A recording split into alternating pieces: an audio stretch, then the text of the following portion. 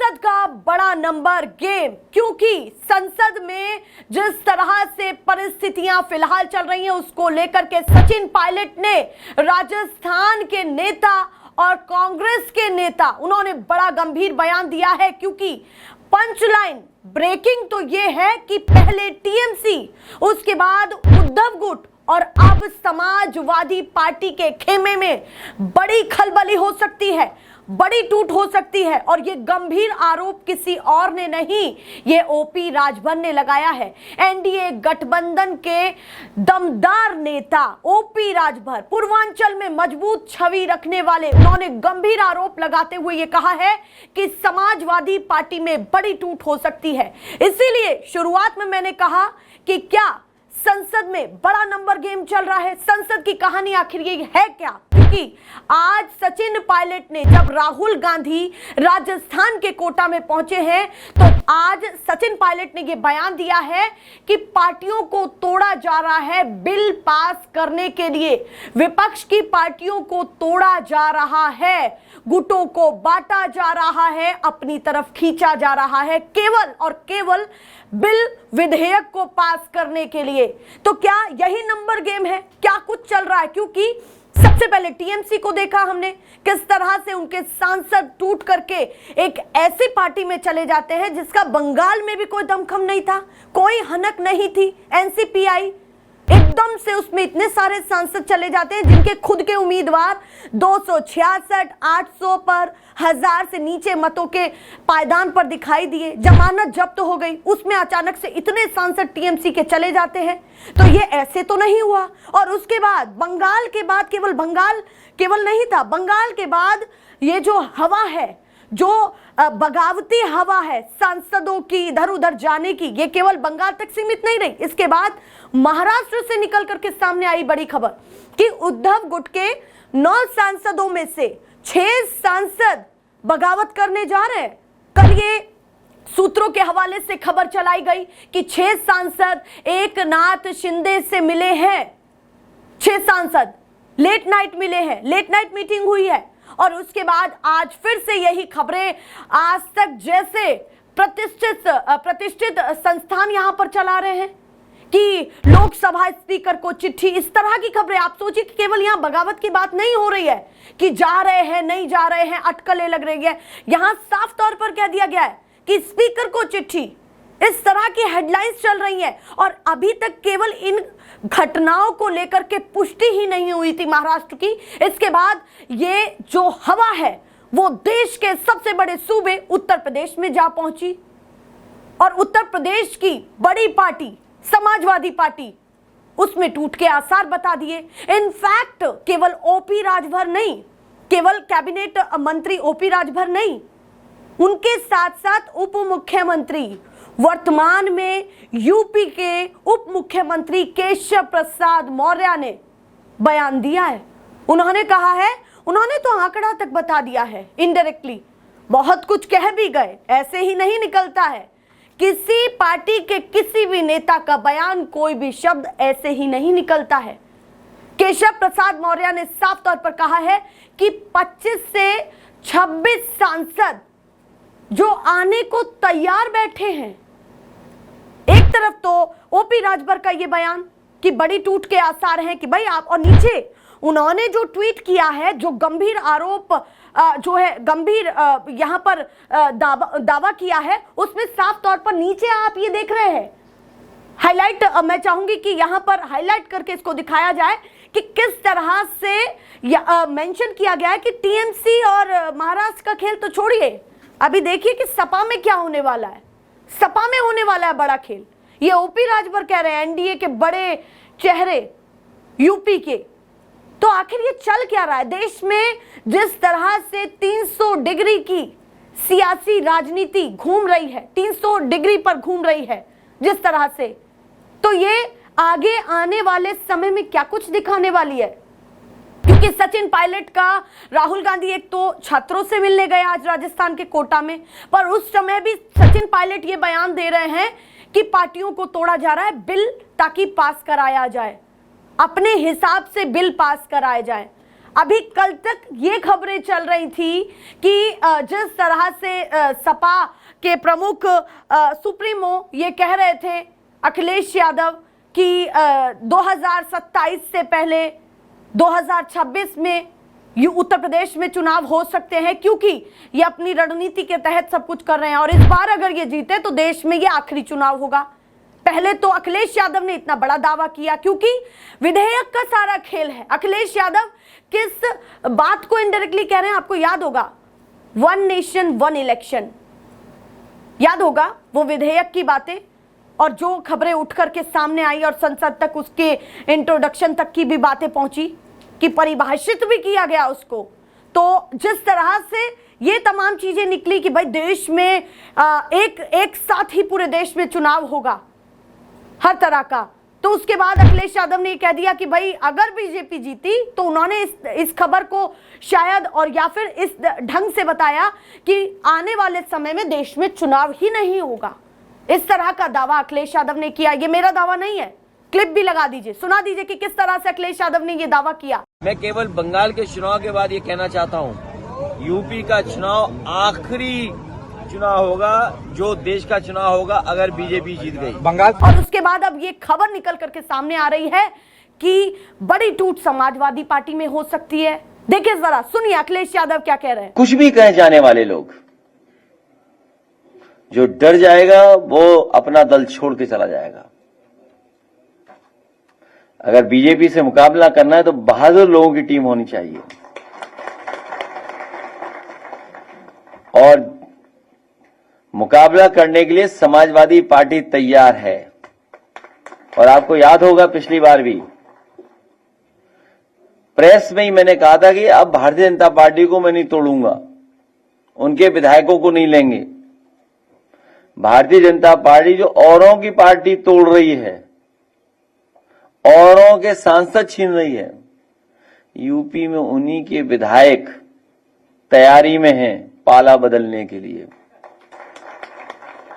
और कई ऐसे लोग हैं वो समय पे ही पत्ते खोलते हैं, उनका भरोसा ही नहीं। वो चल सन्यासी मंदिर में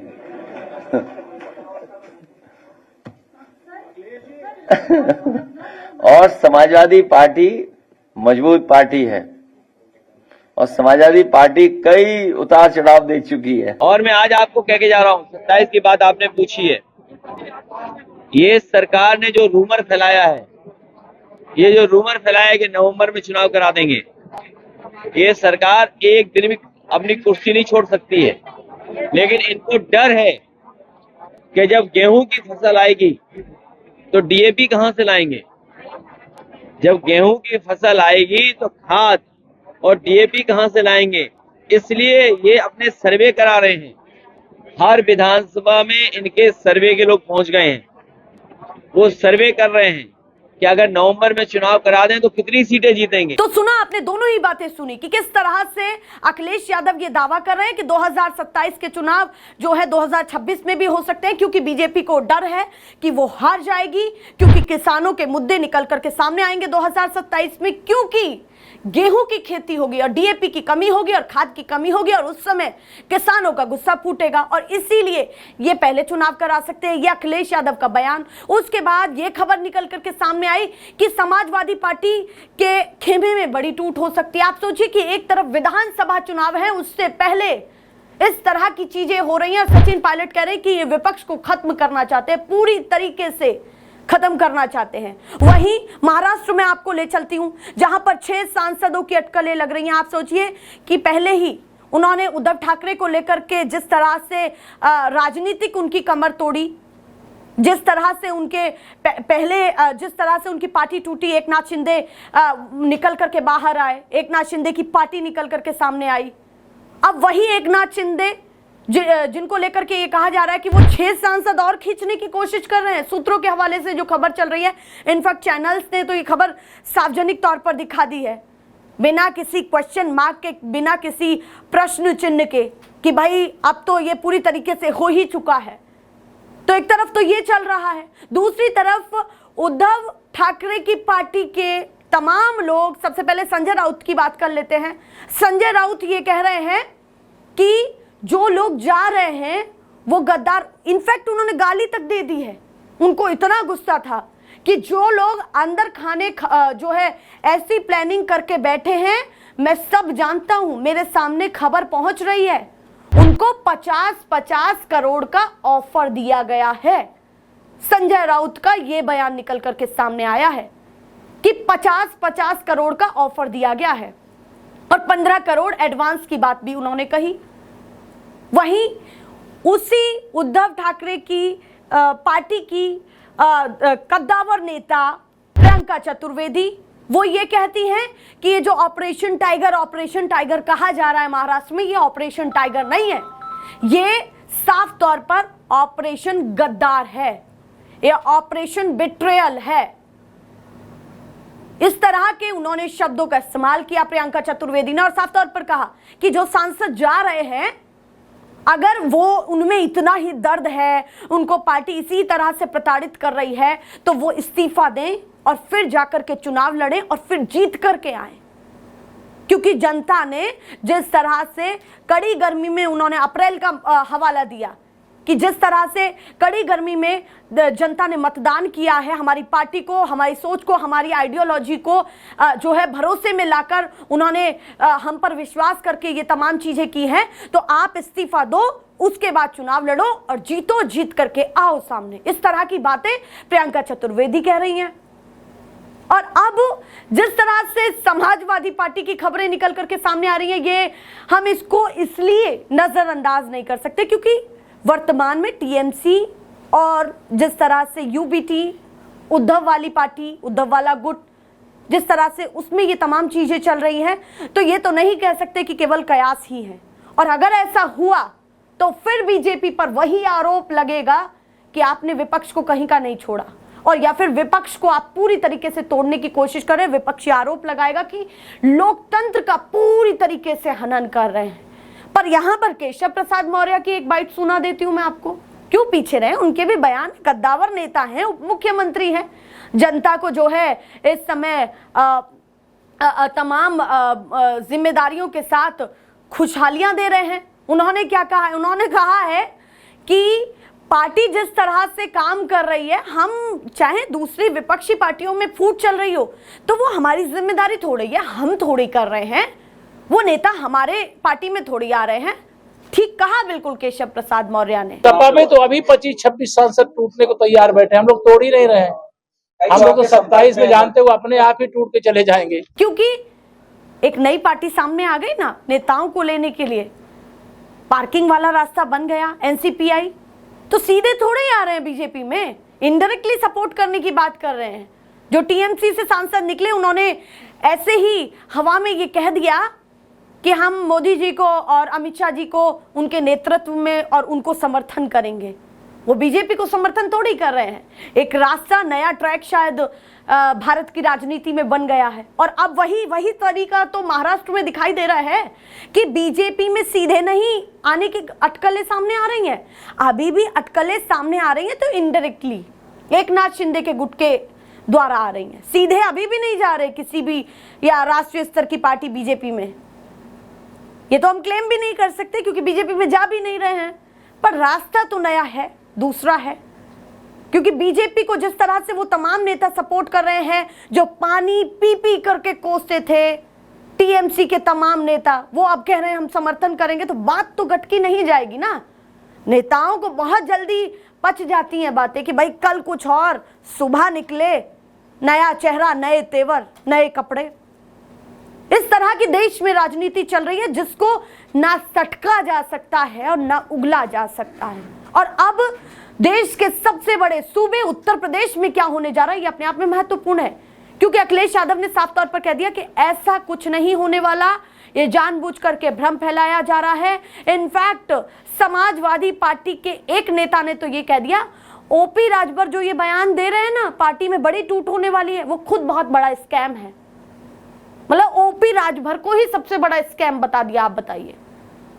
और 362 वाली बातें मैंने आपको बता ही रखी है कि संसद में कौन सा नंबर गेम चल सकता है, कौन सा वही नंबर गेम जो विधायकों को सॉरी यहाँ पर मेंशन कर दूं, करेक्शन कर दूं, सांसदों को किसी भी विधेयक को पास करने के लिए समर्थन में उतरना पड़ता है कि भाई ये विधेयक हमको अच्छा लगा। लाइक एक उदाहरण दे देती हूँ, जो लोग आसान भाषा में समझना चाहते हैं कि संसद में कोई विधेयक गया छात्रों के लिए या महिलाओं के लिए, वो गया, उसके बाद उसके लिए सहमति विपक्ष की भी जरूरी है और सत्ता पक्ष की भी जरूरी है।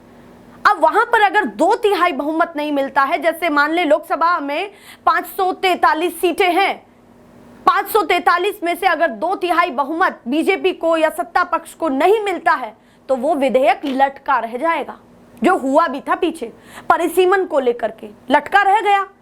क्या उसी मामले को लेकर के बार बार तमाम हेडलाइंस यही चल रही है कि क्या इसके बाद बीजेपी परिसीमन वाला बड़ा जो है मॉडल लाने वाली है, ऐसे विधेयक निकल करके सामने आने वाले हैं, क्योंकि परिसीमन के तहत लोकसभा की सीटें बढ़ेंगी, सीधे सीधे लोकसभा की सीटें बढ़ेंगी तो वहां बढ़ेंगी जहां पर आबादी है। आबादी किस क्षेत्र में ज्यादा बढ़ती है ये आप देखते ही हैं, कितनी साउथ में बढ़ती है और कितनी नॉर्थ में बढ़ती है, जो लोग लगातार अपडेट ले रहे हैं हमसे।